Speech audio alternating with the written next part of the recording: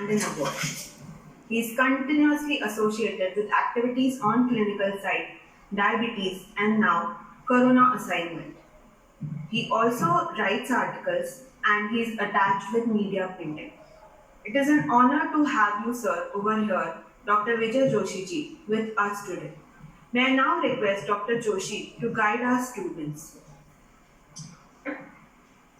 Hello. Good morning. Yes, sir, you're audible. मैं doctor विजय भाई जोशी वापी से अभी बोल रहा हूँ। आज हम बैठ के कुछ कोरोना की बात करना चाहते हैं। First of all, I would like to thank the Indus University. I would also like to thank madam Vinita Chauhan कि इन्होंने ये मौका बनाया कि हम आपके साथ बैठ के कुछ बातें कर सके कोरोना की। देखिए, मैं कोरोना बोल रहा हूँ लेकिन उसका असल टेक्निकल नाम कुछ और है। आप जानते हैं ना, novel COVID-19, but famously in the newspaper or in the television or everywhere it is spoken as corona. So please bear with me when I speak corona, it means that. But then I am trying to make it simpler and easier. पहली बात। दूसरी बात, ये subject on which I am trying since month of March, ये इतना गहरा और इतना लंबा सब्जेक्ट है और इतने सारे चैप्टर हैं कि हर एक को लेके हम बात करना चाहें तो I would need 1 hour every day and it will take us 3 months to complete the whole topic. तो ये पॉसिबल नहीं है। आज हमें 1 घंटे में ये बातें करना है, so I have to compress it as much as I can. दूसरी बात, so we will have limitations in expression. तो मैंने ये तय किया है कि जितना हो सके वैज्ञानिक साइंटिफिक बातें इसमें नहीं लाएंगे, जितना जरूरी है उतनी ही टेक्निकल बातें मैं इसमें लाऊंगा। I will not go into any tongue twisting phrase or joke breaking names. I will see that ये हमारी बातें ऐसी रहें कि वो बराबर आप तक पहुंचे। मेरा ये कहना है कि आज की बातों में हम प्रैक्टिकलिटी को ज्यादा ध्यान देंगे, थियरी को उतना ही जितना जरूरी है। आप समझिए, कोरोना के बारे में अगर हम 1 घंटा में कहना है तो we will remain out of slides, we will remain out of even figures. मैं 2-3 बातें पहले से आपको ये बता देना चाहता हूँ कि कोरोना की बातें जो हम आज कर रहे हैं या हम 3 महीने 6 महीने पहले करते थे, उसमें बहुत फर्क है। कोरोना का issue is changing its face every day. इनकी बातों में भी बदलाव आता रहता है, तो ये बदलाव आएगा, ये एक्सेप्ट करके हमें आज अपनी बातें करनी पड़ेगी। दूसरी बात, हम कोई भी पॉलिटिकल इशू में नहीं जाएंगे, नहीं डिस्कस करेंगे। हम किसी आंकड़ों में इन द फिगर्स कि भी इतने लोग संक्रमित हैं, इतने पेशेंट है, इतने अच्छे होके गए, इतने का डेथ हो गया इंडिया में, बाहर वर्ल्ड में, we do not want to enter into those figures because those figures very also. तो पहली बात, हम सीधे सीधे कोरोना की कुछ ऐसी बातें करना चाहते हैं जो हमें डे टू डे लाइफ में कुछ काम आए, it is useful to us, not technical aspect. आज हम 1 घंटा में इतनी कुछ बातें करें और वो इस प्रकार की हो कि यहाँ हम बैठे हैं वहां से उठें और उठ के जहाँ जाएं तो हमारी जेब में कुछ लेके जाएं। डे टू डे हम जो फेस करते हैं जिंदगी, अभी the life is change since the days of corona, और ये ऐसे ही रहने वाली है मेरे दोस्त, क्योंकि ये कोरोना जल्दी जाने वाला है नहीं। ये मान लीजिए कि दिवाली या क्रिसमस में चला जाएगा, ऐसा नहीं है। It's going to remain with us, we have to bear it and we have to find out something. Plan A is to find out a medicine against the corona. Plan B is vaccination वगैरह. We have neither of it. So we have to have a plan C. कि भाई corona से सामना करने के लिए हमें क्या करना पड़ेगा, which is not plan A और plan B. तो मैं ये कहानी पहले से शुरू करके आपको अक्टूबर तक ले आऊँगा। Corona was born in China, we know. कहाँ कैसे, we do not discuss about it. फिर वो आया, it came from China to Europe it went into Scandinavia, Finland, it went to Europe, say Canada, USA, it went to Middle East and then it came to India.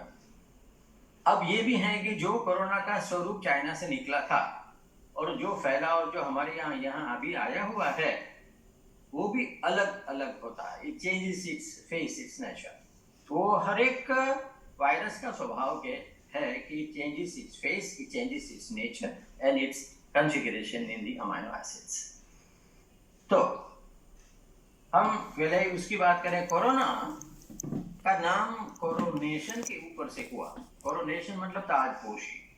आपने देखा होगा कि जहाँ कहीं कोई राजा या कोई रानी के ऊपर वो ताज पहनाते हैं, किंग और क्वीन, जैसे क्वीन ऑफ इंग्लैंड कहीं भी, उसका जो कॉन्फ़िगरेशन है it looks like the configuration of corona virus. तो इस प्रकार के वायरस का ये ग्रुप है, जैसे सार्स है, जैसे मर्स है, ये सब वायरस के ग्रुप हैं, जैसे H1N1 है, जैसे HIV. और ये सब एक ही बिरादरी के मेंबर हैं, कजिन ब्रदर्स हैं सब. और इसीलिए फायदा भी है कि इनमें जैसे H1N1 में कुछ दवा यूज करते थे, जब फ्लू का एपिडेमिक हुआ 1928 उसमें कुछ दवा यूज करते थे, कुछ HIV में दवा यूज करते थे. इन दवाओं का प्रयोग हम यहाँ भी करते हैं और उससे अच्छे परिणाम भी मिलते हैं. Side advantage of this being of that particular group. जी, तो कोरोना, मैं उसको कोरोना ही बोलूंगा, please bear with it. I would not go into the technical name. Corona is comparatively heavier than his other brothers.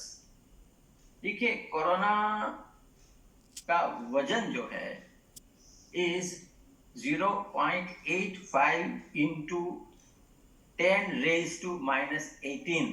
तो ये तो आप मुझसे ज्यादा समझेंगे, आप यूनिवर्सिटी के इंजीनियरिंग के स्टूडेंट्स हैं. मतलब it is 1 millionth of a 1 trillionth gram. और फिर भी it is comparatively little heavier than other viruses. पहली बात. दूसरी बात, the size also is little bigger than his cousin brothers. Corona की साइज is say 40 नैनो से लेके 500 तक है. तो इसीलिए जो मास्क पहनते हैं उसका भी लेयर कम से कम 15 माइक्रोन का होना चाहिए, otherwise it will penetrate through the mask.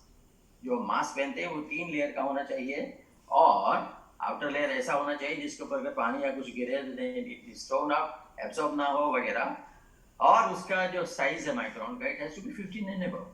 कोई भी कपड़ा हमें लपेट लिया हमारे मुंह के ऊपर और मास्क बन गया, ऐसा नहीं होता है, because of its size in the virus. Right, ये वायरस है, it has the tendency of changing its face every second day. वो अपना स्वरूप बदलता है. वैसे हर वायरस का ऐसा होता है कि दे चेंज देयर कॉन्फ़िगरेशन. उनके अमाइनो एसिड की सीक्वेंस है. कोरोना वायरस में 31,000 अमाइनो एसिड्स हैं, उसमें से इट चेंजेस इट्स सीक्वेंस. अभी लेटेस्ट में ये है कि सीक्वेंस अमाइनो एसिड की जो है उसमें 614 के जगह पे वो लाइसिन जो था उसको निकाल के अभी एस्पेरेट लगाया हुआ है. So the new name given to the virus presently is B164G. ऐसा नाम है, सब टेक्निकल था. अभी उनके ये म्यूटेशन से फायदा होगा कि नुकसान होगा, उससे संक्रमण ज्यादा होगा कि कम होगा, that remains to be said.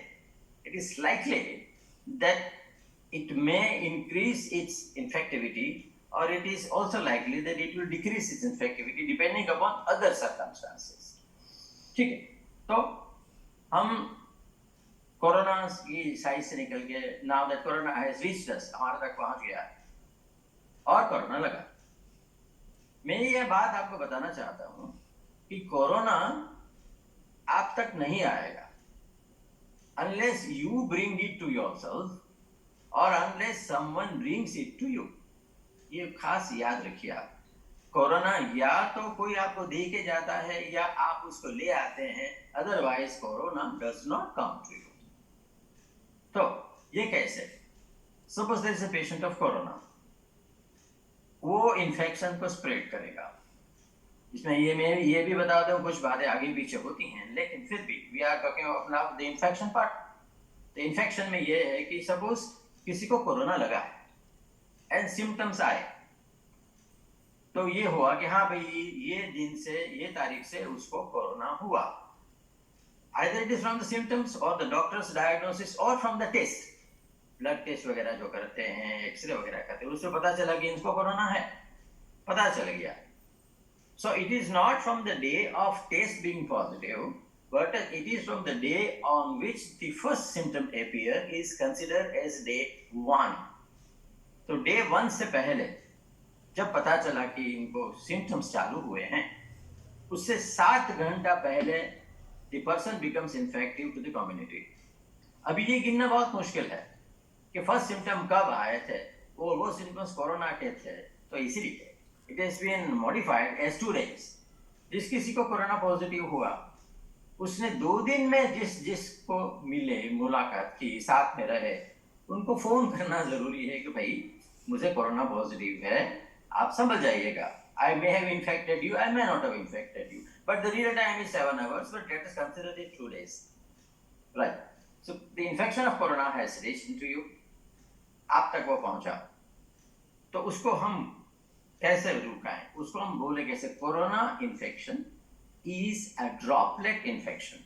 Droplet का मतलब ये है कि जहां तक उसको फेंका गया उससे आगे वो नहीं जाएगा, because of its size and because of its weight, जैसा मैंने पहले बताया था आपको. अभी ये भी कहा गया है कि इट्स एन एयरबॉर्न इन्फेक्शन, लेकिन ये एयरबॉर्न का मतलब समझना पड़ेगा. Corona basically is a droplet infection और कमिंग थ्रू फोमाइट्स. ड्रॉपलेट का मतलब पहले समझाता हूं आपको कि अगर पेशेंट ब्रीथ करता है, सांस लेता है, फिर वो खांसता है, फिर वो बोलता है या फिर वो छींकता है, then it delivers the corona viruses. But then delivery के अंदर ही ये रहेगा. It is not an airborne disease. हाँ, एयरबॉर्न इस प्रकार से है कि suppose you are sitting in a close compartment like a hotel, like a classroom, like a mall, like an airplane, a closed cabin, उसके अंदर आप बैठे, there is no air circulation, मतलब there is no cross ventilation, और इसी में किसी person ने खांस दिया और उसको कोरोना है, then because there is no cross ventilation, there is no flow of air, it is being said and postulated that it can travel up to 27 feet, sometimes it is up to 54 feet. तो ये हमें ये भी बताता है कि हमें ऐसी जगह नहीं जाना है जहाँ लोगों का टोला इकट्ठा हुआ हो, सोशल गैदरिंग हो, 100, 200, 500 लोग इकट्ठा हुए हो. What we want is free air and well ventilation. तो ये मायने रखेगा so far infectivity is concerned.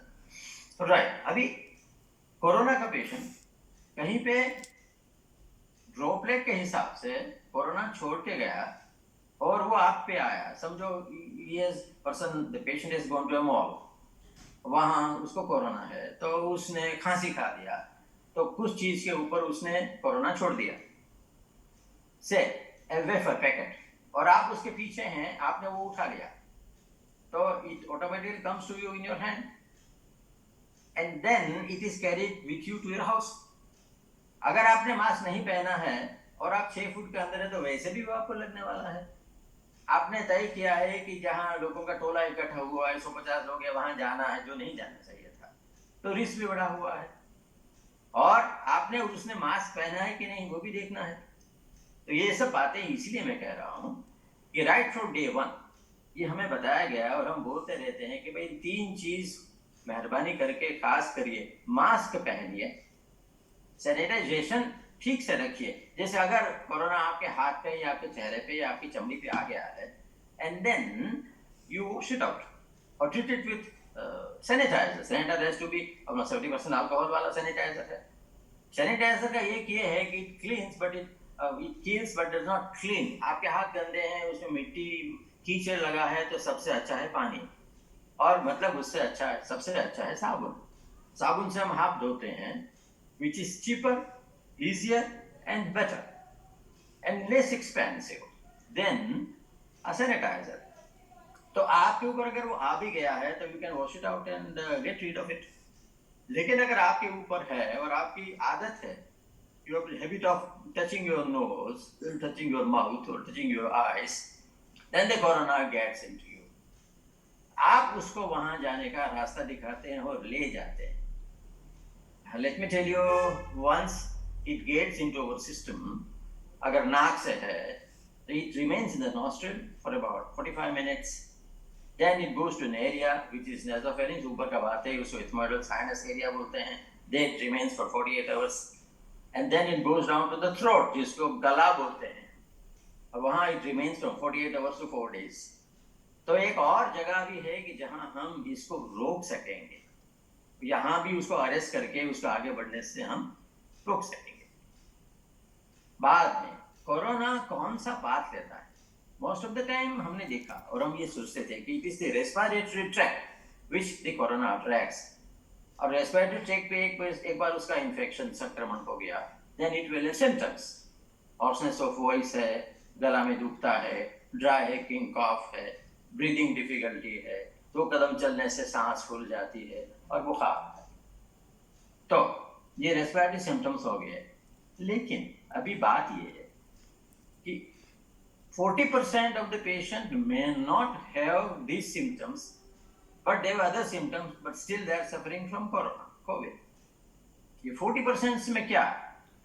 The dominant is the respiratory tract, but the gastrointestinal tract also gets involved. The eyes also gets involved. The blood also gets involved, etc.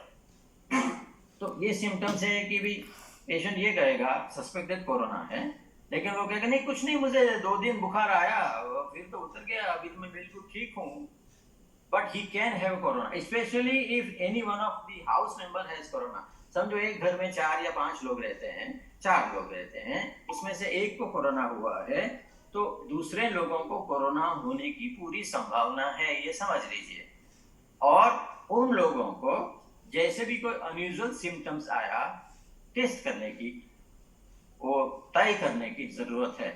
देखिए corona में the most important is vigilancy, early detection, in time intervention and medicine at right time.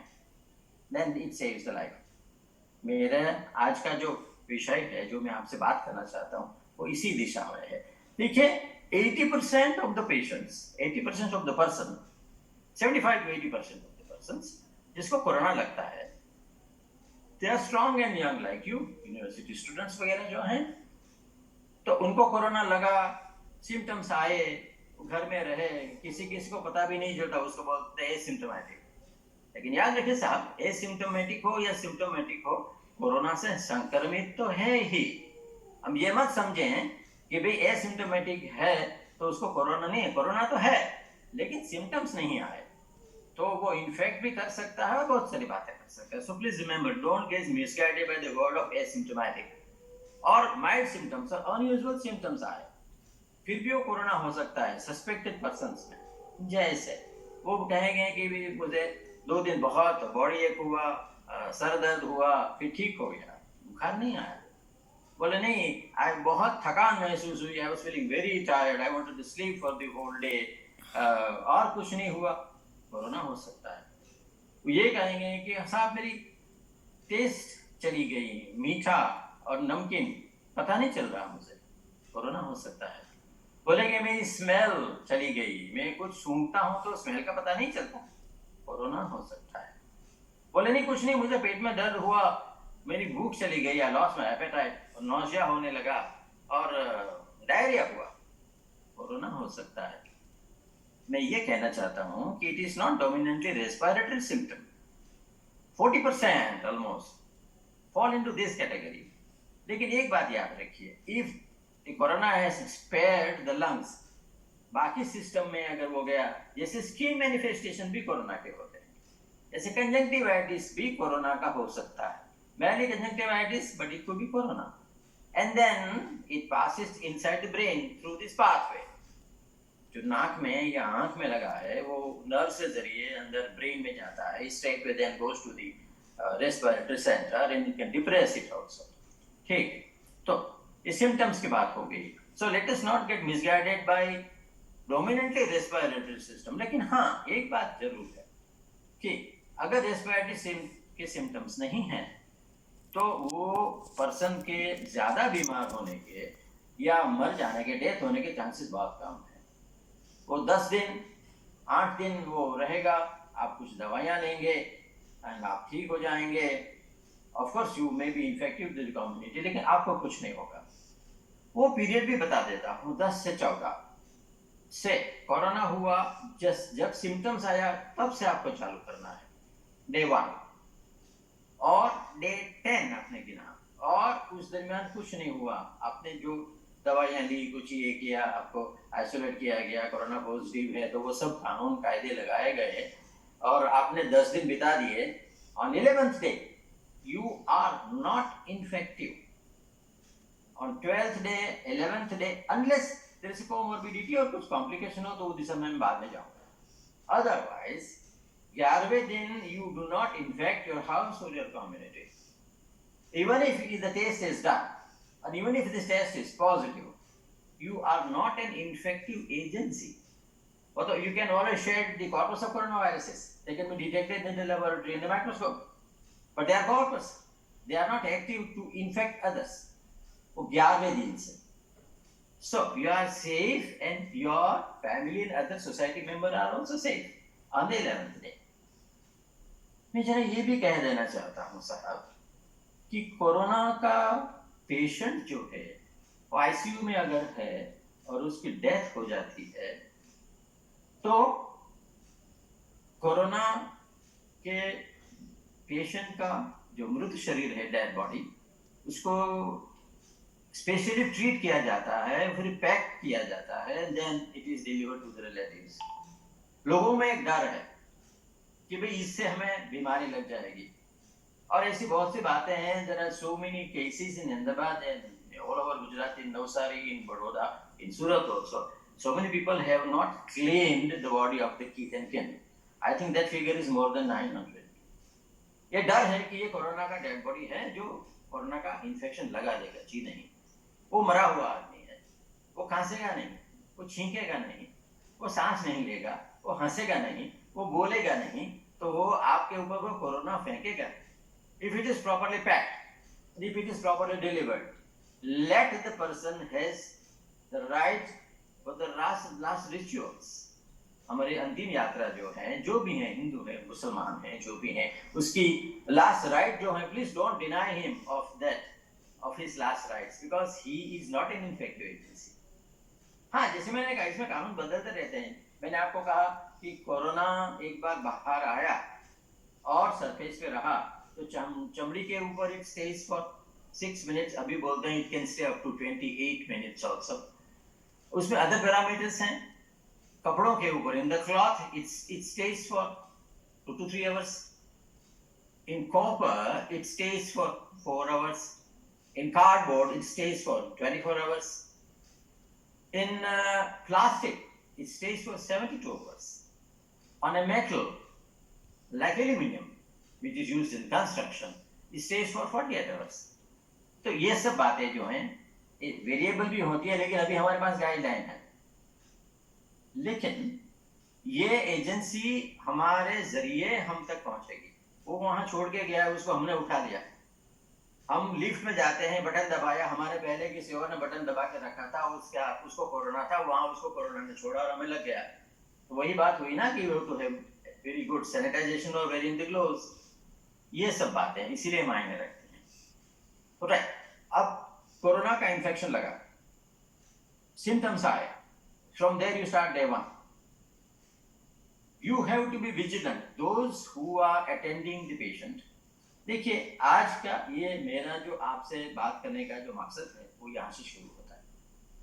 मेरा ये कहना है भाई कि 75 to 80% patient ऐसे हैं जो आप जैसे यंग एंड स्ट्रॉन्ग हैं, जिसको कोरोना लगता है लेकिन सीरियस नहीं होते, हॉस्पिटल नहीं जाना पड़ता, डेथ नहीं होती।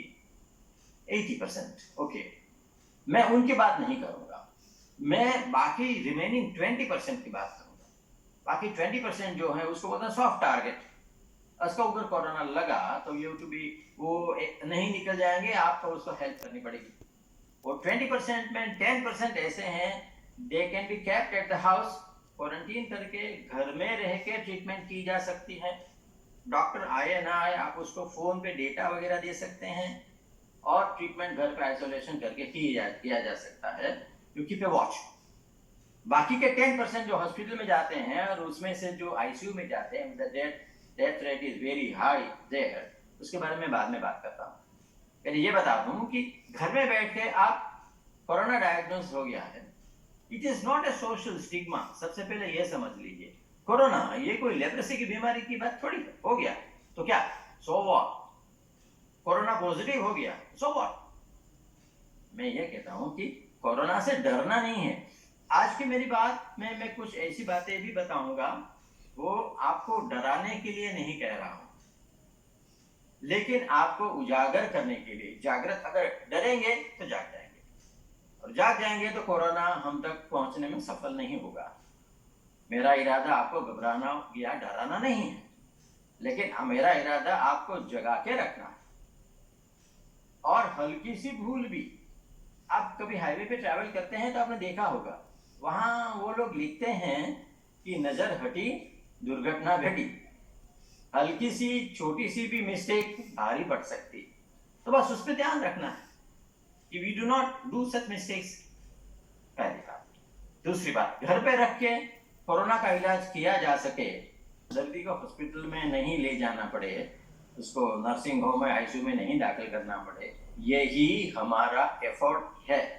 80% तो वैसे ही निकल गए। बाकी के 10% जो हैं, जिसको घर पे रख के ट्रीटमेंट करते हैं, उनको जो मॉनिटर करता है उसको क्या क्या करना है। ये सबसे पहले मतलब दिन में 2 बार, सुबह 6 बजे और शाम 6 बजे, 6 o'clock AM and PM, 6 things, 6 बातें आपको करनी है।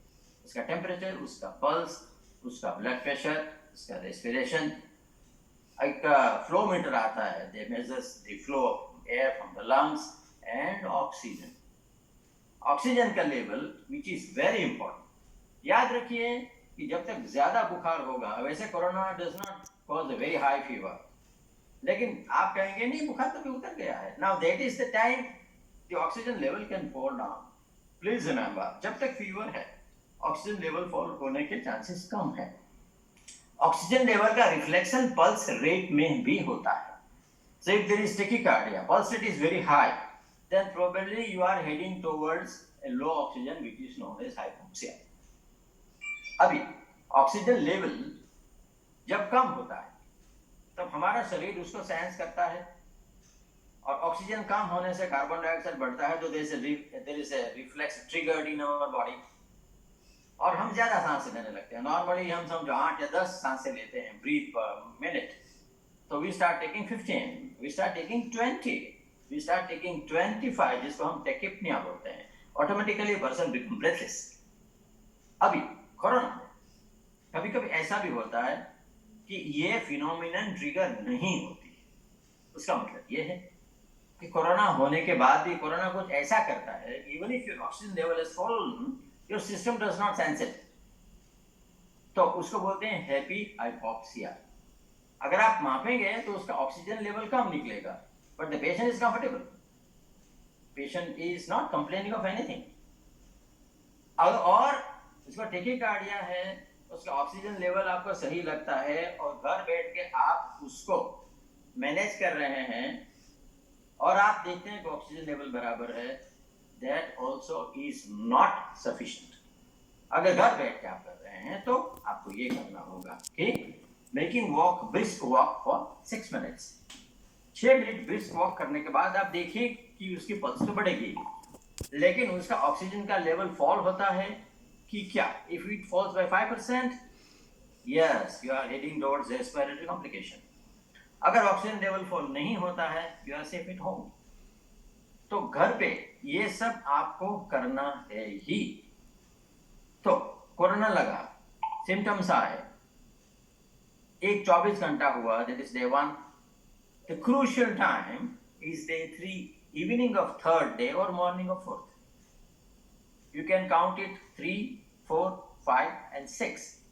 Yeah, morning of 4, 5, 6 and 7. Evening of 7. ये 4 दिन आपको संभालना है, 4 दिन आपको जाग जाना है। If the things go wrong, they will go wrong. There is this time phase. इसमें अगर आपने मिस कर दिया ऐसे बहुत से एग्जाम्पल हमने आपने भी सुने होंगे, मैंने भी देखे हैं, सुने हैं कि भी पेशेंट हॉस्पिटल में है, आईसीयू में है, अभी तो ठीक हो गए हैं, वेंटिलेटर निकाल दिया है, उसको शिफ्ट करके अभी जनरल में ले जाएंगे या 1-2 दिन में उसको डिस्चार्ज कर देंगे, लेकिन एकाएक पेशेंट का डेथ होता है। या तो आपने ये भी सुना होगा कि हाँ कोरोना का पेशेंट है, पेशेंट अच्छा है, पेशेंट इज ऑल वेल, वो खाना भी खा लिया है उसने, मोबाइल से आपसे बात भी किया वगैरह, तो फिर रात को आपको फोन आता है कि भाई ये पेशेंट मर गया, तो आप बोलेंगे ये का एक क्यों? मैं उसकी बात करता हूँ, मैं हैप्पी हाइपोक्सिया की बात करता हूँ, मैं ब्लड थिनर की बात करता हूँ। तो आपको अगर घर पे उसको मैनेज करते हैं तो आपको विजिलेंट रहना है 96 आवर्स। और क्या, इतना बड़ा संक्रमण है, इतनी बड़ी चैलेंज हमारे सामने है, ये क्या है साहब जानते हैं? ये लड़ाई है, दिस इज अ वॉर। और मैं समझता हूँ कि ये लड़ाई फर्स्ट वर्ल्ड वॉर या सेकंड वर्ल्ड वॉर से भी बड़ी है। मैं तो मानता हूं कि ये तो महाभारत से भी बड़ी लड़ाई है। This is a war of human existence on the planet earth. ये अदृश्य दुश्मन है, हम उसको देख नहीं सकते। अदर वायरसेस को देखने के लिए माइक्रोस्कोप में हम 100,000 टाइम्स इलेक्ट्रॉनिक माइक्रोस्कोप में, इलेक्ट्रॉन माइक्रोस्कोप में मैग्नीफाई करके देख सकते हैं। इसको देखने के लिए we need 200,000 times magnification because it's a transparent virus and it's very difficult to stain it and then see it at the microscope. अदृश्य दुश्मन, और अदृश्य दुश्मन के सामने लड़ने वाले सैनिक लोग कौन है? आपने हमारे फौज के जवानों को देखा होगा, वो हथियार से सजे हुए हैं, क्या क्या गियर उन्हें पहना नहीं है, हाथ में AK-47 है वगैरह, ठीक है साहब। इसके सामने लड़ने वाले जो सैनिक हमारे हैं वो कैसे हैं? मेरे जैसे, मतलब सफेद कोट पहनने वाले लोग, जैसे हमारे नर्सिस वगैरह, जैसे हमारे और कर्मचारी, जैसे हमारे सफाई कामदार के लोग, इवन एन एम्बुलेंस ड्राइवर। ये जो फौज है वो कोरोना के साथ लड़ रही है, वो एक नया युद्ध लड़ रही है, और इसको समझना हमें बहुत जरूरी है। मैं ये भी बताना चाहूंगा आपको कि इन लोगों का आदर किया जाए, मान किया जाए। बहुत से 500 से ज्यादा डॉक्टरों ने अपनी जान गंवा दी है टू विन दिस वॉर। ठीक है साहब, आगे बढ़ जाते हैं। अब मैंने ये कहा कि वो सॉफ्ट टारगेट जो 20% में आते हैं, जिसमें से 10% हॉस्पिटल में भर्ती होते हैं, जिसको भर्ती करना पड़ता है, जिसको आपने घर में रखा है, उसके लिए दवाइयां हैं, उसके लिए हैं vitamin D3, vitamin B3, vitamin C, zinc के साथ जो भी हैं सेलेनियम, क्रोमियम वगैरह, जो उनका ग्रुप है वो vitamin B12, iron and protein घर पे रखे हैं, जिसको उसको दवाइयाँ दी जाती हैं। डॉक्टर साहब आपको लिख के देंगे, आप दवाइयाँ खिलाते रहेंगे टाइम टाइम पे। उसको आप दिन में 2-3 बार नींबू का शरबत पिलाइए, आप उसको दिन में 1 बार दूध में हल्दी मिला के पिलाइए। और जो दवा है hydroxychloroquine is more meant for prophylaxis purpose. The health workers, the doctors, the nurses, the compounders, as I said, ambulance drivers, उनको है। मतलब कौन सी दवा कब दी जाए, ये भी एक बहुत बड़ा मायने रखता है इसमें डॉक्टर साहब की राय आपको लेना पड़ता है। डॉक्टर साहब may not come personally, but you can make a telephonic talk and deliver him the data कि इतना पल्स है, इतना रेस्पिरेशन है, इतना ब्लड प्रेशर है, इतना ऑक्सीजन वगैरह, and you can manage it at home, isolating the patient and taking the care कि आप एक्सपोज हो तो आपको वो लगे नहीं। और 10 दिन के अंदर you have to be careful from the evening of 3rd to the morning of 7th, और इसमें आप सही निकले, कुछ हुआ नहीं, 10 दिन बीत गए, हो गया खत्म। 11वें दिन से वो he is a normal person, he is kept in quarantine for 14 days, but he is not infecting to the patient, to the community, and the story gets over. मैं उसके बारे में चिंता नहीं कर रहा हूँ, मैं उसके बारे में चिंता कर रहा हूँ जो बाकी 20% है। उसमें कौन आते हैं? उसमें वो आते हैं जो सॉफ्ट टारगेट में है, old age, more than 60 years of age, or a pregnant lady, or somebody who is having comorbidity, जैसे डायबिटीज है, ब्लड प्रेशर है, थायराइड है वगैरह, और छोटे बच्चे को लगता है लेकिन बहुत हल्का फुल्का बन के निकल जाता है। They don't die, most of them don't die बच्चों में, but they remain infective to the society for 10 to 14 days, that you can not forget. Alright, okay. तो ये जो 10% लोग हैं जो सॉफ्ट टारगेट हमारे हैं, उनमें सबसे पहली बात है उम्र, 60 साल से ऊपर की उम्र, या उसको डायबिटीज है या उसको ब्लड प्रेशर है।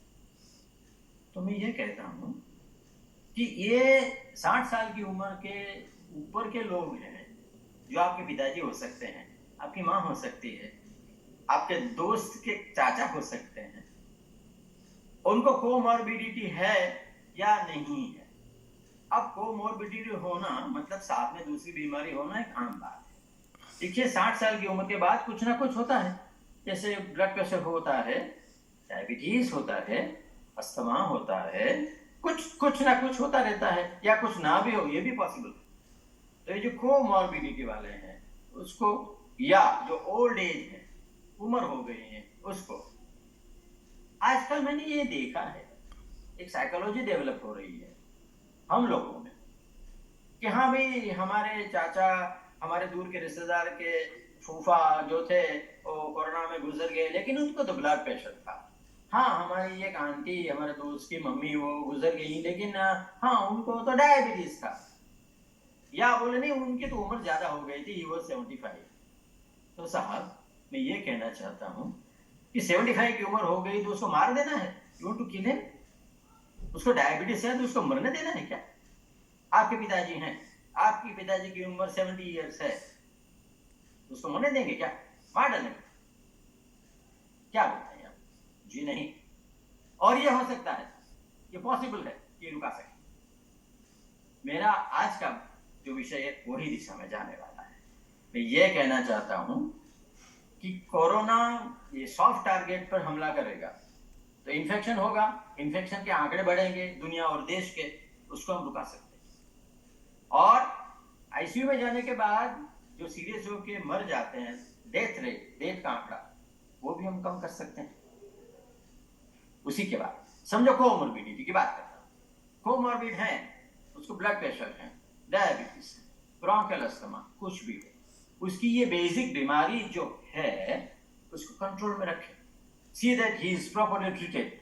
इवन अदरवाइज ऑल्सो ये बीमारियों के लिए आपको ठीक से अपना सारवार, अपना ट्रीटमेंट करवाना है और स्वस्थ रहना है। तो अगर आप स्वस्थ रहेंगे, if you are getting properly treated and things are controlled so far as diabetes is concerned, blood pressure is concerned, thyroid is concern, मोटापा भी एक बहुत बड़ा रिस्क है, ओबेसिटी या ब्रोंकियल अस्थमा या कुछ भी, तो इसको कंट्रोल में रखेंगे तो कोरोना से इन्फेक्टेड होने का और डेथ होने के चांसेस कम हो जाते हैं। या जिसको कुछ भी नहीं है, सिर्फ उम्र है, एज है, जैसे मैंने कहा आपके रिलेटिव, आपके पिताजी हो या आपकी मम्मी हो, तो कोरोना उसको मार डालेगा? जी नहीं। आपके मम्मी पापा या आपके जो बुजुर्ग हैं उसके और कोरोना के बीच में मैं खड़ा रहूंगा? जी नहीं, मैं नहीं। आप खड़े रहेंगे, आप अपनी मम्मी के आगे खड़े रहेंगे, आप अपने पिताजी के आगे खड़े रहेंगे कि कोरोना तेरी क्या हिम्मत है कि तू मेरे पापा को मारे या मेरी मम्मी को मारे? आप खड़े रहेंगे, मैं आपके साथ खड़ा रहूंगा। और ये हो सकता है साइंटिफिकली। मैं यही मैसेज डिलीवर करने के लिए आज यहाँ आया। We have just taken for granted कि नहीं उसको डायबिटीज था तो वो मर गया, या वो 75 का था तो मर गया। क्या उसका कुछ नहीं भाई? अगर वो आपके मम्मी, आपके पिताजी या आपके रिलेटिव होते ना, आपको कैसा लगता है? इसीलिए मैं आंकड़ों में नहीं जाता हूँ। समझो अभी 98% रिकवर हो जाते हैं बोल रहे हैं, 97% रिकवर हो जाते हैं, डेथ रेट इज 2.01% और death rate is 7 point something. मैं उसमें नहीं जाना चाहता हूँ। इसका रीजन ये है कि समझो 100 में से 3 लोग मरे हैं, बाकी 97 बच के गए हैं, ठीक, ओके। वो 3 लोगों में से अगर आपका नंबर लगा है, आपका मतलब आपके पिताजी या आपके फैमिली वाला का किसी का नंबर, और उसकी डेथ हो गई, तो आपके लिए तो 100% हो गया ना। You would not go for the 92 और 97 और 98% वाला। जी नहीं। मैं यही कहना चाहता हूँ, इनको बचा सकते हैं और आप बीच में खड़े रहेंगे। और यही रिक्वेस्ट करने के लिए मैं आज आपके पास आया हूँ, ये सिखाने जा रहा हूँ मैं कि आप कैसे खड़े रहेंगे कि कोरोना आपके पिताजी तक ना पहुंचे। कोमॉर्बिडिटी की बात मैंने कही, जिसका ट्रीटमेंट हमें करके उनको स्वस्थ रखना है। ओके, जिसको कोमोबिड नहीं है, मान लीजिए 60 की एज है और बस एज ही है, और वो कोरोना के सामने नहीं लड़ सकते, इम्यून सिस्टम मतलब प्रतिकार शक्ति उनकी कम है। आपकी प्रतिकार शक्ति बहुत अच्छी है, आपने 10 दिन में लड़ाई लड़ ली, आपने उनसे जीत लिया, आप क्वारंटाइन से निकल गए, 10 में 14वें दिन आप बोले मैं वापस धंधे में चला जाऊंगा वगैरह, ठीक है। आपके पिताजी ऐसा नहीं कर सकते, क्यों? वाई? उनकी इम्यून सिस्टम प्रतिकार शक्ति कम है, इम्यून सिस्टम इज वीक। ये इम्यून सिस्टम किस चिड़िया का नाम है भाई? वो पिताजी में ऐसा क्यों, मेरे में है और उनमें नहीं, क्या? सिर्फ एज की बात करता हूं, ओके सर? तो ये पहले ये बता दूं, इम्यून सिस्टम को बूस्ट करने के लिए बहुत से नुस्खे हैं, वैज्ञानिक भी हैं और मेरे पास उसका प्रिस्क्रिप्शन भी है और हम लोगों को देते भी हैं। और हम देवी जिंक ऑल्सो, जैसे मैंने कहा, ये तय किया गया है कि जो लोग बहुत सीरियस होकर आईसीयू में गए और अल्टीमेटली उनका डेथ हुआ, वेदर इट इज इटली और वेदर इट इज स्कैंडिनेविया, उनका जिंक का ब्लड लेवल कम था, उनका विटामिन D3 का लेवल कम था। ओके, तो ये खामियां जो हैं उसको पूरी कर सकते हैं, लेकिन इम्यून सिस्टम को बूस्ट करने की बात मैं करता हूं। आपके पिताजी को की इम्यून सिस्टम, या पिताजी मतलब ओल्ड एज में जो भी है, उनकी इम्यून सिस्टम को बूस्ट करना है, तो वर्ड बाय वर्ड वर्बेटाइम असल में मैं कहूं sir, immune system can not be boosted, ये शब्द प्रयोग गलत है। इम्यून सिस्टम जो है ना साहब, इसे डिफॉल्ट मैकेनिज्म। अब डिफॉल्ट शब्द को तो आप इंजीनियर लोग मुझसे ज्यादा समझते हैं। हाँ, उसको ठीक कर सकते हैं, उसको तगड़ा कर सकते हैं, उसकी कमियां पूरी कर सकते हैं इम्यून सिस्टम की, उसको कॉम्प्लीमेंट कर सकते हैं, तो वही हम करते हैं। जैसे विटामिन D3 मैंने कहा, जैसे विटामिन B3 मैंने कहा, जैसे B12 मैंने कहा, जैसे एस्कॉर्बिक एसिड, विटामिन C मैंने कहा, जैसे विटामिन A मैंने कहा, and very high very rich protein diet. जब आप घर में पेशेंट को मैनेज करते हैं तो आप हाई प्रोटीन डाइट दीजिए। और मेहरबानी करके एक बात याद रखिए कि इन पेशेंट को घर में रख के मैनेज करते हैं तो उनको बहुत ज्यादा पानी की जरूरत पड़ती है। अगर खून को पतला रखना है, पतला करना है, यूं मानते चलिए, then you need at least 4 litre of water per day. तो आप ये सब करते हैं, उनका मेजरमेंट्स लेते हैं, पल्स बीपी वगैरह करते हैं, हल्दी का दूध पिलाते हैं, नींबू का शरबत पिलाते हैं, ये सब टैबलेट्स वगैरह उनको खिलाते हैं। एक बात और रह गई, एक्सरसाइज। इम्यून सिस्टम को बूस्ट करना है, समझो कोरोना नहीं लगा, लेकिन you want to plan C में कि भाई हम उनसे लड़ने वाले हैं तो तैयार हो जाएं, तो ये सब हम करें। मास्क पहनना, सैनिटाइजेशन करना, सोशल डिस्टेंसिंग, वो तो चल के चलना है, मैं बार बार बोलूंगा नहीं, वो तो लगा ही रहेगा। हमारे प्रधानमंत्री जी ने हाथ जोड़ के 6 महीने से बोला है कि भाई कृपया करके ये 3 चीज को आप पालन करें, वो तो लगेगा ही लगेगा। उसके अलावा वो तो है, समझ के ही चलना है साहब, उसके अलावा ये सब चीज आप घर पे करेंगे, पैनिक नहीं होंगे। मैंने कहा कि कोरोना आ गया तो व्हाट, बुखार चढ़ गया सो व्हाट, कोरोना से टेस्ट चला गया, क्या हो गया? कोरोना से समझो डायरिया वॉमिटिंग हो गया, कोई नहीं, गुड, वेरी गुड। और रेस्पिरेटरी ट्रैक पे नहीं गया, मरेंगे नहीं, हॉस्पिटल जाना नहीं पड़ेगा, ऑक्सीजन को मॉनिटर करते रहेंगे, हर रोज के डेटा निकाल के रहेंगे, पेशेंट का जैसे मैंने कहा नियंत्रण इस प्रकार से करेंगे, और डॉक्टर साहब की सलाह लेके चलते रहेंगे, विजिलेंट रहेंगे from the evening of 3rd day to the morning of 7th। और अगर कुछ नहीं हुआ तो 10 दिन में वो आदमी उससे बाहर निकल जाएगा। कोमॉर्बिडिटी और ओल्ड एज वाले जो होते हैं, जिनकी इम्यून सिस्टम कमजोर होती है, तो आप ये पूछेंगे कि ऐसा क्यों सर, इम्यून सिस्टम कमजोर क्यों? इसमें ऐसा क्या है कि इम्यून सिस्टम मेरे में बराबर है और मेरे पिताजी में कम है? वो तो एज की वजह से है। मैं बताता हूं, सिंपल वर्ड्स में ये है कि इम्यून सिस्टम जो है, it has to react in exactly the manner as per the invasion of corona. आप में ये सही है, लेकिन आपके घर में जो बूढ़े बुजुर्ग हैं, उनकी इम्यून सिस्टम है, उसमें the speed with which it has to react and the adequacy with which it has to react, वहां वो मार खाते हैं। और यही जगह है कि कोरोना उस पर चढ़ बैठता है।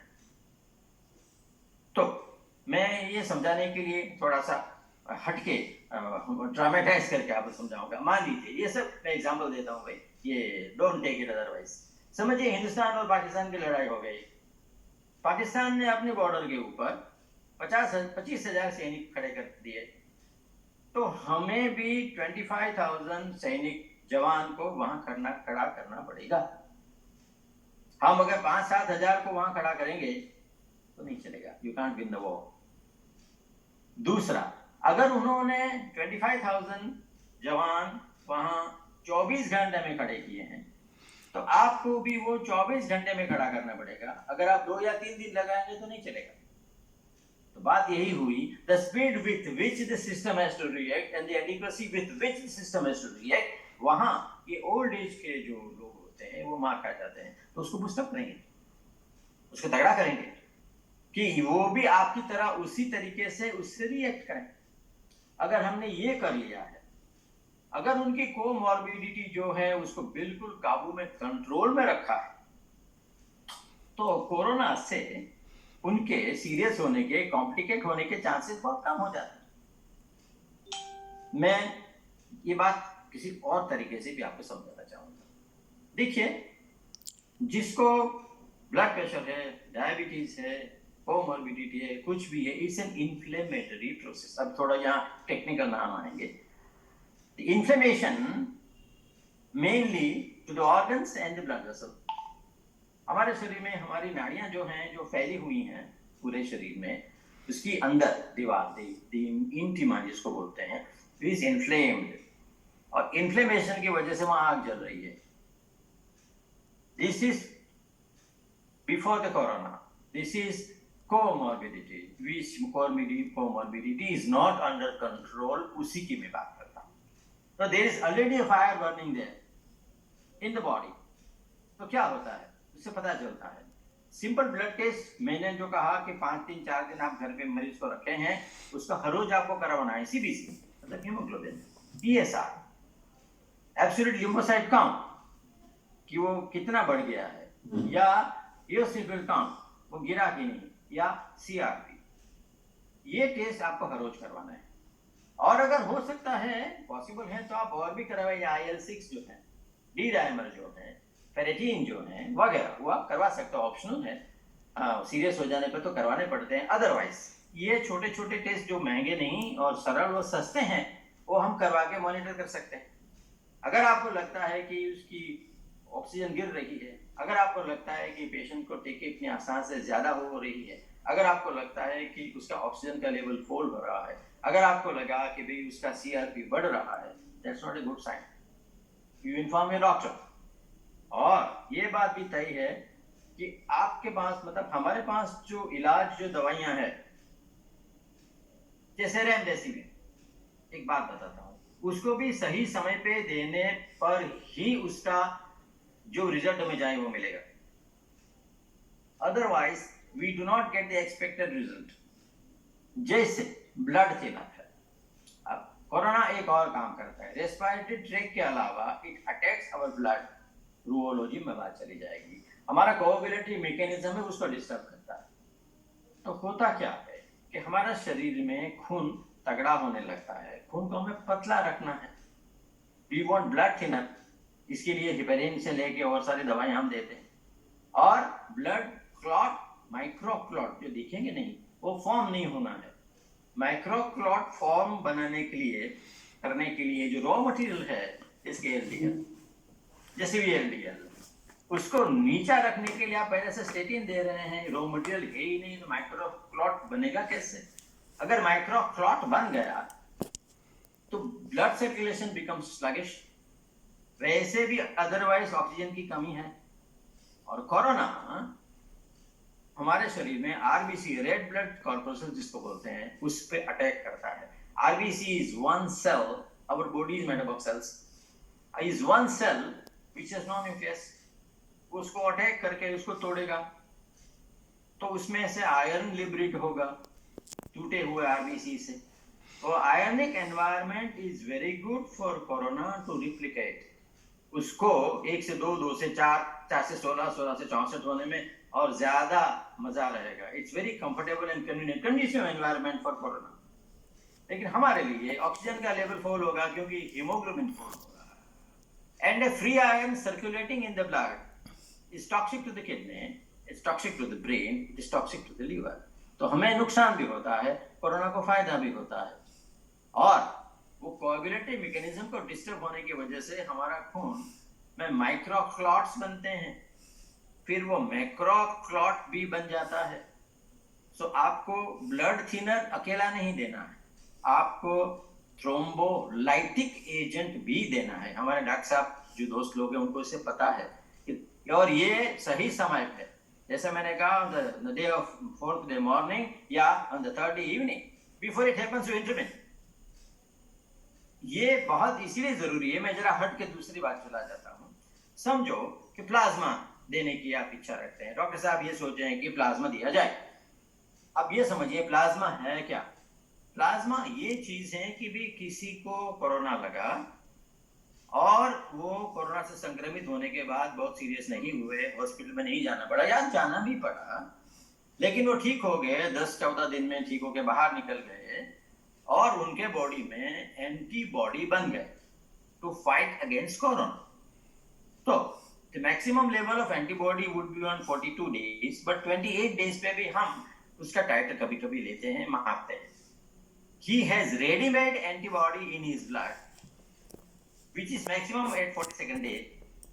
तो हम उसको रिक्वेस्ट कर सकते हैं ब्लड डोनेशन के लिए, उसमें से प्लाज्मा निकालते हैं और ये प्लाज्मा हम मरीज को देते हैं because it's ready-made antibody to fight and kill against corona. ये देखिए, ये इम्यून सिस्टम वाली बात नहीं है, ये वैक्सीन नहीं है. वैक्सीन तो ये है कि जो as against the infection it produces its own antibody. यहाँ तो रेडीमेड तैयार है एंटीबॉडी जो कोरोना से फाइट करके मरीज की जिंदगी को बचाएंगे.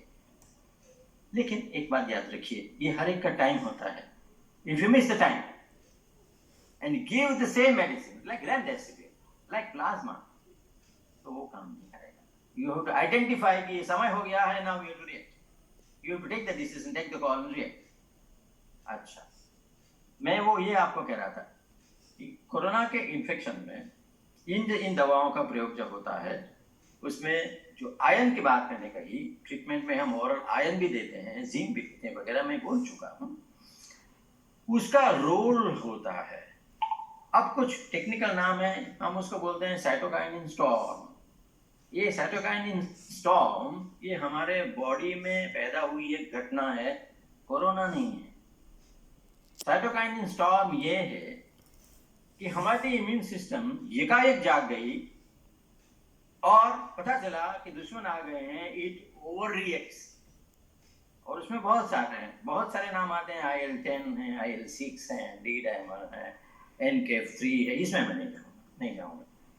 और ये भी बता दूं कि ये जो मेडिसिन हम देते हैं, जैसे रेमडेसिविर, जैसे हमने कहा कि जिंक, जैसे हमने कहा विटामिन D3, जैसे एस्कॉर्बिक एसिड, विटामिन C, तो कहाँ जाके कौन से स्टेज पे कैसे कोरोना की प्रोसेस को अरेस्ट करेगा, इतना तगड़ा हमारा विज्ञान है. तो हम जानते हैं कि ये दवा को ये समय देना है जब वो प्रोसेस हो रही हो. समझिए आपके इलाके में किसी घर में आग लग गई है और घर जल गया है, और 3-4 दिन के बाद आप फायर ब्रिगेड को बुला के बोलो इसके पानी फेंको, तो वो बोलेगा अभी क्या है भाई, आग तो जल गई, खत्म हो गई, पूरा हो गया, अभी इसमें पानी डालने का क्या मतलब है. Similarly a medicine and an act has to be in time to save the life of the patient. ये भी हमें याद रखना है. अच्छा, जब आप क्वारंटीन में हैं या जब आप कोरोना से संक्रमित नहीं हैं और आप बूस्टर की मेडिसिन ले रहे हैं, तो सिर्फ एक अकेली दवाओं से काम नहीं चलेगा. प्लीज रिमेंबर, आपने गोली खा लिया, चलो जिंक आप ले लिए हैं, अब विटामिन B12 ले लिए हैं, B कॉम्प्लेक्स है, विटामिन B3 ले लिए, बात खत्म हो गई. No no no no sir, वो मास्क और वो सोशल डिस्टेंसिंग हो तो वह ही अपनी जगह पे खड़ा है, उसे एक्सेप्ट भी किया है. सिर्फ एक अकेली दवा मेडिसिन नहीं है. आपको और क्या करना है, आपको एक्टिविटी, वॉकिंग, जॉगिंग, एक्सरसाइज करना है. इट बूस्ट्स द यूरिन, आपकी इम्यून सिस्टम. आप इम्यून सिस्टम को बूस्ट करना चाहते हैं, then you have to be active, सक्रिय रहना है, निष्क्रिय नहीं। आप निष्क्रिय रहेंगे तो इम्यून सिस्टम बूस्टअप नहीं होगी। ये भी बता दूं कि 7.5 घंटे की नींद भी बहुत जरूरी है। 7.5 hours sleep will help the immune system to boost up. अगर नींद नहीं आती है किसी को तो you can take even sleeping tablet, but get a complete good sleep. Do a lot of exercise, जितना आप कर सकते हैं, वॉकिंग, जॉगिंग, जो भी आप कर सकते हैं आप करिए, एक्सरसाइज वगैरह करिए। योगा प्राणायाम का भी यही रोल है। आप प्राणायाम करिए, अनुलोम विलोम जो भी है, जो आपको आता है, ब्रीदिंग एक्सरसाइज करिए, फूके फुलाइए, वो ब्रीदिंग एक्सरसाइज है। खुदा ना करे कोरोना ऐसा लगा आपको कि जो रेस्पिरेटरी ट्रैक की ओर गया और आपके फेफड़े पे हमला कर दिया, तो आपने फेफड़े इतने मजबूत हो जाएंगे। जैसे हाइपोक्सिया होता है, हैप्पी हाइपोक्सिया, तो पेशेंट को जब तक ऑक्सीजन मिले उसको उल्टा लेटा देते हैं, उसके एब्डोमेन के सामने 2-3 पिलो रख के उसको ऊपर रख के बोले तुम सांस लो। ये एक्सरसाइज आप पहले से कर सकते हैं। मतलब जैसे आप वॉकिंग, जॉगिंग करते हैं, एक्सरसाइज करते हैं, उस तरीके से आप उल्टा लेटने की आदत डालिए, पिलो रख के ब्रीथ करिए। The posterior part of the lungs which is unexpanded you will expand. तो ये सब बातें करने से you are getting almost ready कि अगर कोरोना का हमला हो गया तो लड़ पाएंगे। और ऐसा लगा कि नहीं भी हॉस्पिटल में जाना पड़े, हॉस्पिटल में दाखिल होना पड़े, तो आपके पास समय है, एकाएक होने वाली बात इसमें नहीं है। और अगर आप हॉस्पिटल में गए भी तो डॉक्टर साहब वहां के भी खुश होंगे कि आप इतना इतना करके आए हैं। पेशेंट की जिंदगी दांव पे नहीं लगेगी। ऑक्सीजन दिया, ट्रीटमेंट की, जो जरूरी मेडिसिन है वो दिया, शायद बात वहीं पे खत्म हो जाएगी। मैंने ये देखा कि जो लोग मोटी उम्र के हैं, बुजुर्ग हैं, जो लोग को कोमॉर्बिडिटी है और वो कंट्रोल में नहीं रही, ब्लड प्रेशर कंट्रोल में नहीं रहा या डायबिटीज नहीं रहा वगैरह, वो लोग ज्यादा सीरियस होते हैं आईसीयू में। उनको बाईपेप, सादा ऑक्सीजन नहीं चलता, बाईपेप या बाईपेप से ऊपर वेंटिलेटर लगाना पड़ता है। And then there is a big threat. ये भी मैंने कहा कि कोएगुलेटरी मैकेनिज्म ये बहुत जरूरी है। हमारा खून अगर गाढ़ा हो गया, खून घूमेगा नहीं, जम जाएगा, हम उसको बोलते हैं डिसेमिनेटेड इंट्रावास्कुलर क्लॉटिंग, डीएस। तो वो खून ना जमने से आदमी मर जाएगा। एक और बात होती है साइटोकाइनिन स्टॉर्म में, वो है इन्फ्लेमेशन। हमारा शरीर, हमारी ब्लड वेसल्स, हमारे ऑर्गन ऑलरेडी जले हुए हैं, they are burning because of the comorbidity which is not under control. Blood vessels inflamed है, उसका पता आपको सीआरपी से चलता है। IL-6 तो आप कर सकते हैं, डी-डाइमर, लेकिन वो महंगे टेस्ट हैं। एक अकेला सीआरपी ही ना डॉक्टर के लिए टाइट्रेट करने के लिए। तो कोरोना क्या करता है, जैसे मैच बॉक्स में तीली होती है ना, मैच स्टिक, वो जला के वहां फेंक के चला जाएगा, तो ये आग और बढ़ेगी और अंदर बकेड़ा खड़ा हो जाएगा। कोरोना इतना ही करता है। तो आप ऐसा कुछ करिए कि ये जो कोमॉर्बिडिटी है, जो इन्फ्लेमेशन ले आती है, इन्फ्लेम्ड हमारा शरीर है, हमारी ब्लड वेसल्स, हमारा ऑर्गन है, वो नहीं रहेंगे। उसके अंदर आग अगर नहीं जलती है तो कोरोना आके कितनी भी मैचस्टिक लगाए वो उसको जला नहीं सकेगा। It will fail and patient will be saved of his life. एक बात और है, इन्फ्लेमेशन के साथ साथ एक और बात निकलती है which is again an auto response. देखिए, समझो आप कहीं ट्रैवल करें, कहीं जा रहे हैं, आपकी आंख में कचरा गिरा। आंख में कचरा गिरने से बहुत सारे आंसू, बहुत सारा पानी निकलता है। जैसे मुंह में कुछ, दांत में कुछ लग गया, कुछ हो गया, lots of saliva is coming out. Similar हमारे शरीर में जब न्यूमोनाइटिस होता है और इन्फ्लेमेशन होता है, तो इन्फ्लेम्ड लंग्स, हमारे लंग्स जो है, उसका जो एल्वियोला है, द लास्ट रिप्रेजेंटेटिव, जहां एक्सचेंज होता है, हम ऑक्सीजन वहां से हवा में से लेते हैं और कार्बन डाइऑक्साइड हवा में से वहां से बाहर देते हैं। द एक्सचेंज लेवल ऑक्सीजन का और कार्बन डाइऑक्साइड का, alveoli, the last, the smallest representative of the lungs, वहां ये इन्फ्लेमेशन की वजह से the secretion comes out। जैसे मैंने कहा हमारे आंख में होता है, जैसे हमारे नाक में होता है, जैसे हमारे मुंह में होता है इन्फ्लेमेशन में, and they form a layer, so the exchange is again hampered। Oxygen का लेना और कार्बन डाइऑक्साइड का देना जो जहाँ होता है एक्सचेंज, वहां पे एक लेयर बन जाता है because of cytokinin storm, because of the inflammatory response of the body towards an inflammation, that is viral pneumonitis की बात कर रहा हूं मैं। खून में अभी भी खून गाढ़ा है, खून घूम नहीं रहा, एपी हाइपोक्सिया हो गया है।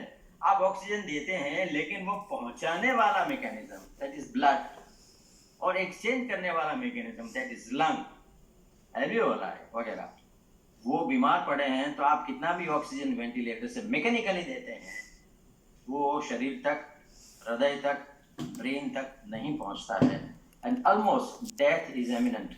मल्टी ऑर्गन फेलियर जब होती है तब ये एक बहुत बड़ी बात है। या तो एम्बोलिज्म, ये जो माइक्रोक्लॉट्स हैं उसमें से मैक्रोक्लॉट्स बनते हैं, उसमें से एक टुकड़ा अगर वहां से निकल गया सैटेलाइट और वो जाके अगर हार्ट में चला गया तो हार्ट अटैक हो जाएगा, तो ब्रेन में चला गया तो अनकॉन्शियस हो जाएगा, लकवा हो जाएगा, बेहोश हो जाएगी, कोमा में हो जाएगा, कहीं भी जाएगा। लंग्स में गया तो लंग फेलियर हो जाएगा, एम्बोलिक फिनोमेनन। तो ये थ्रोम्बोलाइटिक एजेंट है, ये खून पतला करने के हेपेरिन प्रकार की दवाइयां हैं। ये जो आयनिक एनवायरनमेंट है जो आरबीसी के तोड़ने से बना है, आयरन आया है ब्लड के अंदर जो उसके लिए बहुत अच्छा है, हमारे लिए खराब है, उसको ठीक करने के लिए हमारे पास कोल्चिसिन नाम की दवा है। साइटोकाइनिन स्टॉर्म अगर लग गया तो हमारे पास स्टेरॉइड है, मेथाइलप्रेडनिसोलोन 40 मिलीग्राम 2 टाइम्स अ डे और लो डोज ऑफ डेक्सोना, कुछ भी हो। हम जानते हैं कि कोरोना वायरल न्यूमोनाइटिस की ओर जा रहा है, थर्ड डे इवनिंग और फोर्थ डे मॉर्निंग रेमडेसिविर का प्रयोग कर दिया जाए। Fourth day, fifth day, fourth day आपको ऐसा लगता है कि नहीं अभी भी it's not going well, plasma दे दीजिए, एंटीबॉडी रेडीमेड दे दीजिए, कोरोना को अंदर मारेगा वगैरह। You to take the call, आपको डिसीजन लेना है। और समय अगर ये आप 12वें 13वें दिन देंगे प्लाज्मा, उसका कोई मतलब ही नहीं है। जो दवाइयां जिस समय पे देनी चाहिए वो दे के वो घटना को रुका देते हैं हम। तो मेरा कहना ये है कि अब हम जान गए हैं कि कोरोना से कैसे लड़ना।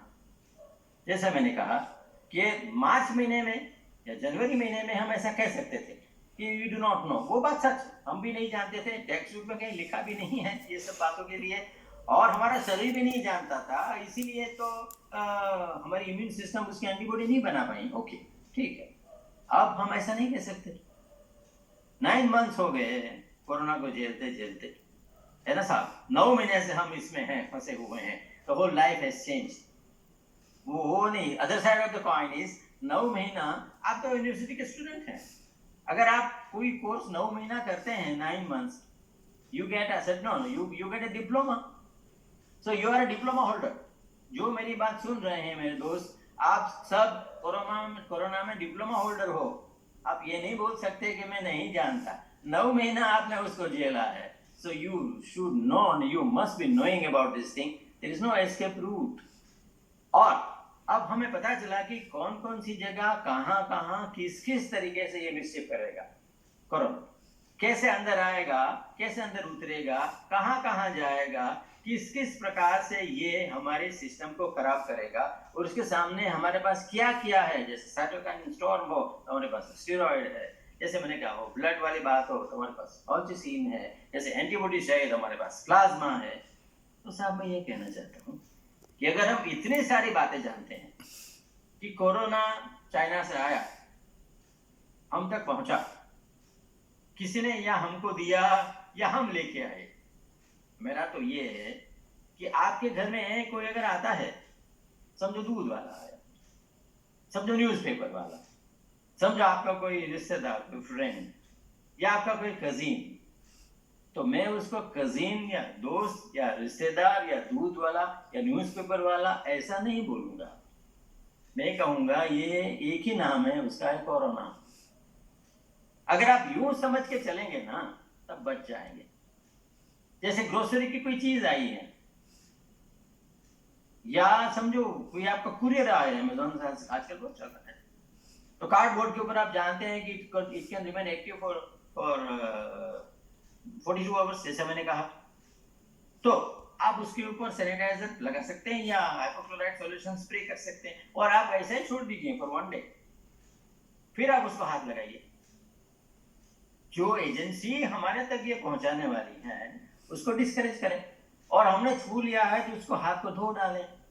हम ये सब कर सकते हैं। सब्जी भाजी खरीदे हैं तो क्या करेंगे, आप एक बकेट लेंगे, उसमें पानी डालेंगे, सब्जी वाले को बोलेंगे इसमें सब्जी डाल के दो। अगर वो छूटा पैसा देता है, don't take it. The worst most dangerous is currency note. Currency note से बहुत सारे लोगों को कोरोना फैला हुआ है, बहुत सारी बीमारी भी फैली हुई है। और अगर उसके पास छूटा नहीं है तो बख्शिश दे दीजिए, दूसरे दिन एडजस्ट कर दीजिए। जहां तो हो सके please do not take cash, currency और कॉइन्स। लेकिन अगर मजबूरन है कि हाँ उसने दे दिया, तो उसको बोलो बकेट में पानी के अंदर डाल दे, और वो बकेट में आप पोटेशियम परमैंगनेट डाल के रखिए, या make it A 20% bleaching solution. 20% bleaching solution डाल बना के आप वो बकेट में डाल दीजिए, और जो सब्जी भाजी आपने खरीदा है उसको वहां 4 घंटा तक रहने दीजिए, और उसके बाद उसको निकाल के 3-4 बार अच्छे से पानी से, मतलब आरओ प्लांट हमारा है उसके पानी से धो के आप उसको इस्तेमाल में ले सकते हैं। लेकिन ये सब आपको करना पड़ेगा। हल्की सी भूल, मैंने आपको कहा ना, अगर नजर घटी दुर्घटना घटी और फिर दाव लग जाता है। एक बात और भी बता देता हूँ, कोरोना निकला है चाइना से पूरी दुनिया में, और उसकी नजर हम पे भी है, एक अमेरिका या यूरोप पे नहीं है, तो हमें बच के रहना है, उसकी नजर हम पे है। तो एक पुराना गाना है ना साहब, बच के रहना रे बाबा, बच के रहना है, तुझ पे नजर है बाबा, बच के रहना है, हमें बच के रहना है। उसके अलावा हमारे पास कोई इलाज भी नहीं है ना। आप ये ख्याल में मत रहिए कि 2 महीने के बाद वैक्सीन मिल जाएगी, आप ये ख्याल में मत रहिए कि दिवाली में कोरोना चला जाएगा। दुनिया के बड़े बड़े लोग जो हैं, वायरोलॉजिस्ट साइंटिस्ट जो हैं, जैसे डॉक्टर लियो ही सिक्स इन हांगकांग, उनका ये कहना है कि सेकेंड वेव के बाद, विच इज समवेयर अराउंड 2024 की वो बात कर रहे हैं, दुनिया की 40% आबादी, 40% of the world population will get infected by corona, उनका कहना है, और 5% ऑफ देम मे डाई। सब हम 778 करोड़ हैं, 778 करोड़ का 40% क्या होता है, और वो 40% में से जो आईसीयू में गए उनमें से 5% लोग मरेंगे, तो उसका आंकड़ा क्या होता है। तो ये कितनी बड़ी लड़ाई है। तो उससे जब तक हम कोई कारगर मेडिसिन ढूंढ के ना निकालें, या जब तक हम उसका वैक्सीन कहीं से लेके या ढूंढ के ना निकालें, हमारे पास और क्या इलाज है। What have we got just to save and escape ourselves? And अगर ऐसा हो गया कि लड़ाई आ गई, hand to hand fight for corona हो गया, तो you have prepared yourself and your family members कि अगर लड़ने का मौका आ गया तो लड़ भी लेंगे। जैसे आपके सोसाइटी में, आपके इलाके में चोरी बहुत होती है अगर, और चोर आते हैं, तो आपको पता है कि शायद एक बार मेरे घर में भी आ जाएगा, तो रात को आप अपने पास एक हॉकी स्टिक रख के सोते हैं या एक बैटरी टॉर्च रखते हैं, तो रात को 2 बजे कहाँ ढूंढने जाएंगे, वाइफ को बोलेंगे अरे कहाँ टॉर्च है, देखो चोर आ गया, ऐसा तो करेंगे नहीं आप। You are ready, you are prepare yourself, और you prepare your old people in the house, other people also. आपकी बहन है या आपकी देवरानी है या कोई लेडी है जो प्रेग्नेंट है, या आपकी मदर है या आपके पिताजी हैं, जिसका प्रिपेयर करके रखे हैं, जो मैंने कहा उस तरीके से कि अगर चोर आए और लड़ाई हो गई तो आपके पिताजी भी खड़े होके एक हॉकी स्टिक उसको भी मार देंगे, कोरोना को। ये स्पिरिट रखना है सर, झुक जाना नहीं। हम ये सोच के बैठे हैं कि ओल्ड एज के हैं या डायबिटीज के हैं तो मर गए तो मर गए, ये गलत है। उन लोगों का क्या कसूर है। मैंने जैसे कहा कि आप तो बच जाएंगे, लेकिन आपके पिताजी या आपके माताजी या आपके ओल्ड एज के जो भी आपके पास है, उसके और कोरोना के बीच में कोई खड़ा है तो वो है आप। आपको बचाना है, उन लोगों को, अपने आप को तो बचाना ही है। और ये सब नुस्खे जो मैंने कहे हैं, जो वो ये बहुत कारगर हैं, इफेक्टिव भी हैं और सक्सेसफुल भी हैं। मैंने अभी ये भी कहा कि कभी भी आपको इसमें कुछ, देखिए इस विषय में बहुत सारी बातें वो मैंने छोड़ दिया है। It's not possible to deliver everything in 1 hour, लेकिन कुछ अहम बातें जो आप घर ले जाएं, सब्जी भाजी वाला आया उससे लेके आपकी ग्रोसरी आई, या कोई अमेज़न का पार्सल आ गया, या आप जब घर में वापस जाते हैं तो पोटेंशियली आप कुछ लेके जाते हैं, you change your clothes, you जो है wash your hands, take a bath, वो कपड़ों को धो डालना वगैरह। हफ्ते में 10 दिन में एक बार जो बाहर निकलता है या नौकरी पे जाता है या अपने काम से जाता है, जहां तक हो सके बाहर मत जाइए। अभी सरकार ने अनलॉक कर दिया है, it is left to us. और आंकड़े जो है ना, मैं उसको डिस्कस नहीं करना चाहता, कम हो गया है कि बढ़ गया है कि इतने मरे हैं, I don't want to go into that। मैं तो यही कहना चाहता हूँ कि भाई ये आंकड़े और भी कम हो, इन्फेक्शन का रेट और भी कम हो, उसमें हम क्या कर सकते हैं, डेथ रेट और भी कम हो, उसमें हम क्या कर सकते हैं। बस यही बात को लेके हम बैठे हैं और ये आप करेंगे और मुझे हेल्प मदद करेंगे और आपके साथ मैं भी खड़ा हूँ। कभी भी आपको ऐसा कुछ लगे, my cell numbers will be left with the competent authority of आपकी यूनिवर्सिटी में, जैसे मैडम चौहान वगैरह जो भी हैं। आपको कभी भी देखिए, बहुत सारी बातों के सवालों के जवाब अभी आपको नहीं मिले होंगे, मैं समझता हूँ ये विषय ऐसा है, आपको भी अभी बहुत सी बात मुझे पूछनी है, आपको जानना है, आपके दिल में सवाल भी है। तो you have my contact numbers, please don't insist on talking to me, ये पॉसिबल नहीं है, लेकिन आप मैसेज कर सकते हैं या व्हाट्सएप पे मुझे मैसेज देते हैं या एसएमएस कर सकते हैं और आपके सवाल का जवाब मैं दूंगा। मेरी ये दिस फायर बर्निंग इन मी, मेरी ये बात है कि इतनी मेहनत हम कर रहे हैं, इतना घंटा लगा के आपके साथ बातें कर रहे हैं, वो हेडेक के लिए नहीं, मेरी बातों के बाद आपको एस्पिरिन खाना पड़े इसलिए नहीं, वो इसलिए कि आज भी आपको कोरोना को फेस करना है, आज भी आपको लड़ाई लड़नी है और उसमें मेरा जो भी योगदान हो, if you want my contribution, I am always over there. आपको जो भी पूछना हो आप वो पूछ भी सकते हैं। लास्ट में मैं इतना कहूँगा कि जब तक वैक्सीन या कुछ दवा कारगर आ न जाए, मास्क पहनना बहुत जरूरी है। वह हमारा भगवान है, ये समझ के चलिए। देखिए इससे कितना बदलाव है। शुरुआत में in the month of January ऐसा कहा जाता था कि नहीं मास्क की जरूरत नहीं है, और अब अक्टूबर में हम कह रहे हैं कि मास्क तो एक भगवान है। मास्क पहनने की आदत डालिए, घर में भी मास्क पहनिए, so that you can get used to the month of December January, mask की जरूरत पड़ेगी। तो ये सब बातें मैं आपसे चाहता था, आपको बताना चाहता था, और मुझे खुशी है कि इसमें से कुछ भी आप अगर अपने घर ले जाएं, आपको यूजफुल हो जाए for you, your family, your old parents, your friends or anybody. I'll be very happy. Thank you. Jai Hind. Thank you so much, sir, for such an enlightening words. This speech was more than informative and more than useful to everybody over here. Maybe because of this, now people like us will have some courage to face this deadly virus, COVID-19.